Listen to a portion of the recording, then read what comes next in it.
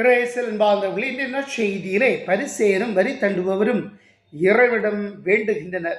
பரிசேயரோ தன்னை வரி தண்டுபவரோடு ஒப்பிட்டு பார்த்து இறைவனிடம் நான் பாவி அல்ல என்பது போல் பேரம் பேசுகிறார். வரி தண்டுபவரோ தான் பாவி என்பதை ஏற்றுக்கொண்டு தன் நிலை உணர்ந்தவராக இறைவன் முன்பாக நிற்கிறார். அன்புமிக்கவர்களை, நாம் யாரோடு நம்மை ஒப்பிட வேண்டும் என்றால் பாவமற்ற இறைவனோடு நம்மை ஒப்பிட வேண்டும். ஏனென்றால் அவருடைய சாயலால் நாம் படைக்கப்பட்டிருக்கின்றோம். ஆனால் நம் பாவத்தால் இறை உறவிலிருந்து தூரமாய் நிற்கிறோம். எல்லாம் அவர் நமக்கு தந்தது. அவரிடம் நாம் பேரம் பேச தகுதியற்றவர்களாக இருக்கிறோம். நம் தகுதி நிலையை மனிதரோடு ஒப்பிட்டு பார்க்க வேண்டாம். நம்மை படைத்த இறைவனிடம் ஒப்பிட்டு பார்ப்போம். அப்போது நாம் யார் என்றும் நம் நிலை என்னவென்றும் நமக்கு புரியும். அப்போது கடவுளே, நான் பாவி, என் மீது இறங்கும் என்று சொல்லி இறை உறவை புதுப்பிப்போம்.